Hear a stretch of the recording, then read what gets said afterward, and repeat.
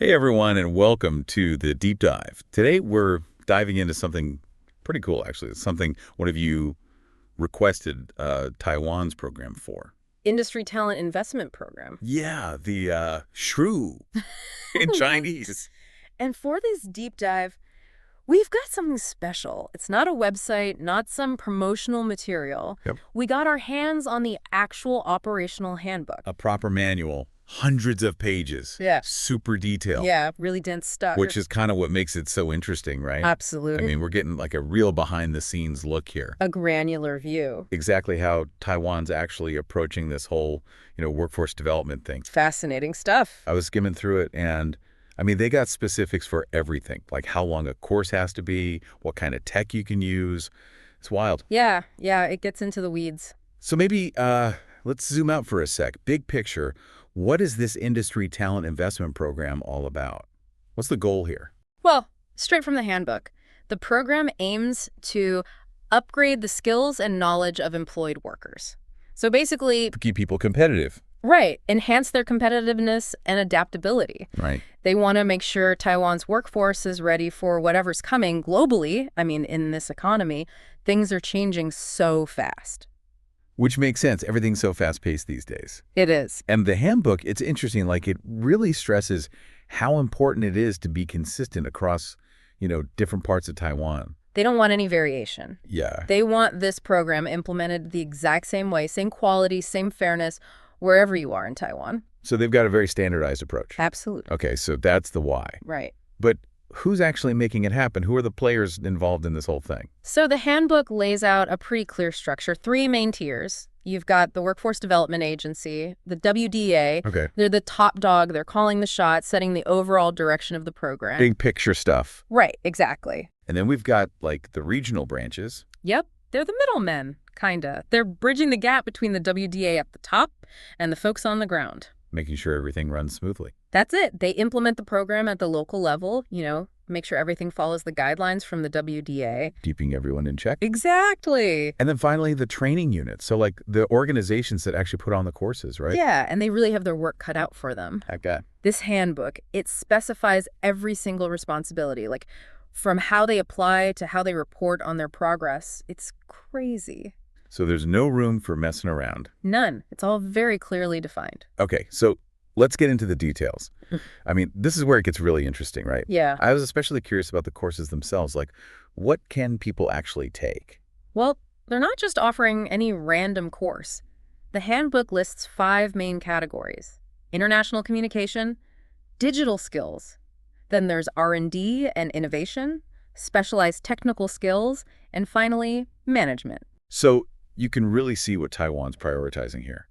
They want a globally connected, tech-savvy workforce. Innovation's a big one. Definitely. And it totally makes sense with what's going on in Taiwan. They're pushing hard to be leaders in all these advanced fields, like semiconductors, AI, biotech. It's not just about today's jobs, it's about tomorrow's jobs too. The jobs that don't even exist yet. Right. That's pretty cool. Now, the format of the courses, I noticed they mention online learning, but it's not as straightforward as I thought. Yeah, they're not just throwing everything online. They call it distance learning or remote courses, Okay. but they're careful about it. How so? Well, 1/3, at least 1/3 of the course has to be in person. Interesting. And anything that involves practical skills like hands-on stuff, that has to be entirely in person. So they're not abandoning the classroom entirely. So it's like a hybrid approach. Yeah, you could see that. There was something else that caught my eye. The handbook specifically says you can't use tech products from mainland China for the online stuff. That's for sure. I mean, there's some geopolitics at play there. Yeah, it's like a reminder that economics and politics are always kind of intertwined. Absolutely. Okay, so let's talk about the money. How does all of this get funded? I mean, training this many people in so many different areas, it can't be cheap. Right. But the way they fund it is really interesting. They've got this thing called the single person hour cost. Okay, never heard of that. It's basically like setting a maximum hourly rate for what training providers can charge per student. So it's like a price cap. Kind of. So what's the actual rate? It's 165 new Taiwan dollars per hour. Okay. But there's a twist. Whoa. If the course is shorter than 48 hours, they can actually bump up the rate by 15%. So shorter courses get a little bonus? Yeah, they're incentivizing shorter, more focused programs. Smart. But that cost It doesn't include everything, right? Like materials, equipment, all that stuff. Right. That's where it gets even more interesting. They have separate rules for materials, and the percentage they can allocate for that actually changes depending on the course. So it's not one size fits all. Nope. Oh. For example, language courses have a low cap. Only 5% of that hourly cost can be for materials. Okay. But for something like craft work, where you need specific tools and stuff, it jumps to 35%. That makes sense. Right. They're acknowledging that different courses have different costs. Yeah. But I'm guessing they're not just letting training providers spend freely, right? There's got to be some oversight. Oh, yeah. If they need to go over those limits, they got to justify it with documentation and everything. So it's not just throwing money at the problem. There's accountability built in. Absolutely. Which seems to be a recurring theme in this whole handbook. Accountability, accountability, accountability. They're definitely serious about making sure this program is run properly. For sure. And we haven't even gotten to the part about unannounced inspections yet. Yeah, those are interesting. Definitely a story for next time. We'll be back soon to dive even deeper into this fascinating program. We'll look at those oversight mechanisms, how participants experience the program, and of course, we'll talk about what all of this tells us about Taiwan's vision for the future. So stay tuned. Looking forward to it. Welcome back to the Deep Dive. Before the break, we were getting into the details of Taiwan's Industry Talent Investment Program, looking at how it's funded and all those courses they offer. And man, this handbook, It's intense. it is like seriously thorough, but I guess all this planning. It makes sense, though. It does, yeah. They're trying to build something big here. They want to create a workforce that can adapt, be strong and drive Taiwan's economy forward. So I think all these details, they're important in the long run. Yeah, it shows commitment for sure. Yeah. And one thing that really stood out to me, they're super focused on preventing conflicts of interest. It's clear they want to keep this program legit, For sure. The handbook's really explicit about that. Training units can't, use the courses to promote their own products or services. So no sneaky sales pitches while you're teaching about, AI or something. Exactly. Keep the focus on pure education, developing skills. Yeah, makes sense. And speaking of keeping things legit, they've got those unannounced inspections. Remember we talked about that? Oh, yeah. What are they looking for during those anyway? Well, the handbook lays out a whole checklist. It's pretty detailed. They're checking that the course is actually what it's supposed to be, matching the plan, attendance records, making sure the teaching materials are good quality. Wow, so they're not messing around. Nope. They're even checking the safety of the training environment. So they're really serious about quality control. Like a QA team for workforce development. Exactly. Pretty cool, huh? It is. And it's not just coming from the top down either. The handbook also talks about how important it is to get feedback from the training units and from the participants themselves. So it's not like they just set this program in motion and then walk away. No, they want input. They're constantly trying to make it better. Exactly. Make it responsive to what employers need, what the workers need. It's designed for continuous improvement. I like that. So we've talked a lot about the structure, the money, all those rules. Yeah. But what's the bigger picture here? What's Taiwan ultimately hoping to achieve with this whole investment in their workforce? It's pretty clear, I think. They see their people as their biggest strength, their most valuable asset. Makes sense. And they're betting that investing in them, that's the key to staying ahead in this crazy global economy. And they're not just sitting back and hoping to the best. Yeah. They're actually shaping the future they want Yeah. by making sure people have the training and resources to succeed in, this world that's so driven by technology and globalization. You got it. They're training workers, not just for today's jobs, but for the jobs that'll be around in 5, 10, 20 years. Yeah. Jobs that maybe don't even exist yet. It's forward thinking for sure. It is. Now, we've been talking a lot about the government's role, but what about the workers themselves? What would you say to someone in Taiwan who's thinking about taking advantage of this program? Why should they care? I'd tell them it's a chance to invest in themselves. You get valuable skills that could open doors to new careers. You could earn more. You could be ahead of the curve in a job market that's changing all the time. And remember, the government's subsidizing a lot of the cost, especially for people who might not have easy access to training. This is huge. Absolutely. It's like Taiwan's saying, we want everyone to have a fair shot. We want a workforce that's more inclusive. Where everyone can succeed. Exactly. Okay, so we've covered a lot. Structure, the funding, all the rules. The inspections. Yeah, those two.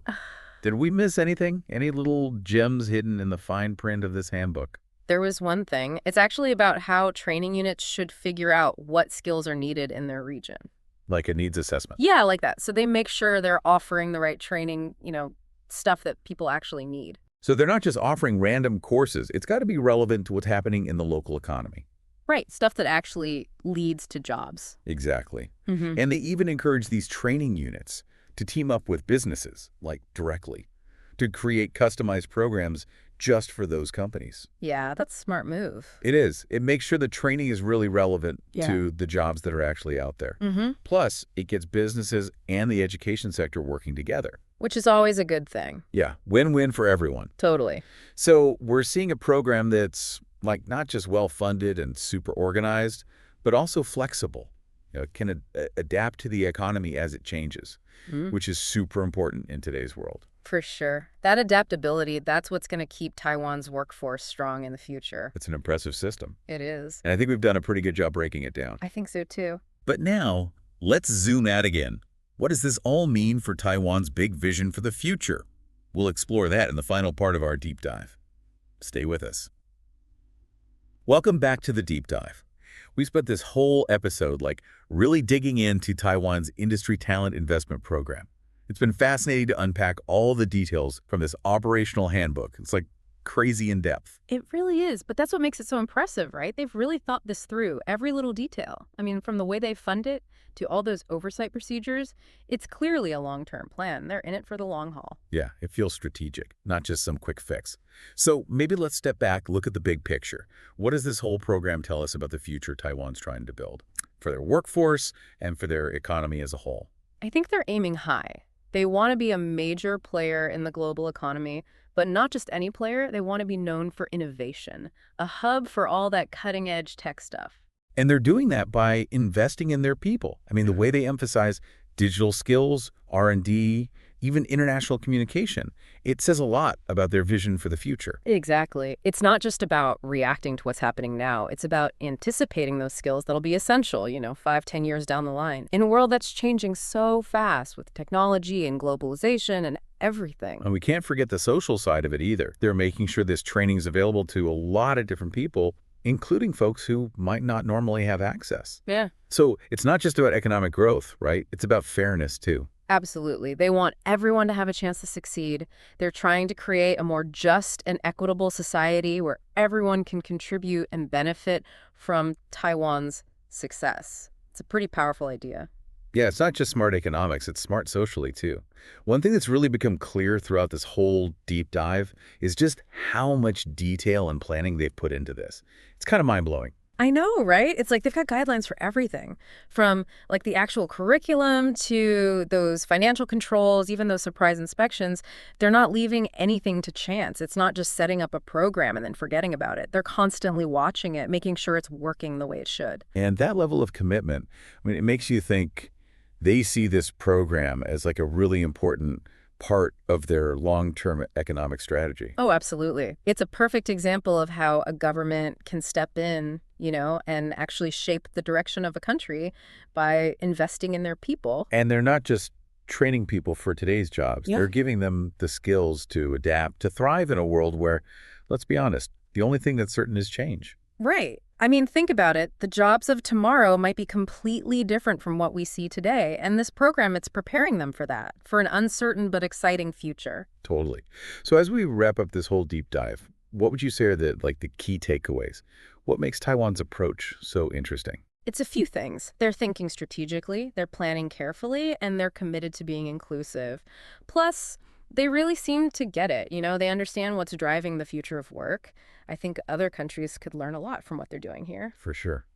And here's a final thought for all of you listening out there. What if we applied that same level of thinking, that strategic approach and all those details, to workforce development in other fields? In your own industry, for example. What would it take to create a workforce that's not just ready for today's challenges, but actually able to shape the future? Something to think about. Thanks for joining us on this deep dive into Taiwan's Industry Talent Investment Program. Hopefully you've learned something new, maybe even got some ideas for how we can all work towards a better future, one where everyone has a chance to thrive. Until next time, keep exploring, keep learning, and keep diving.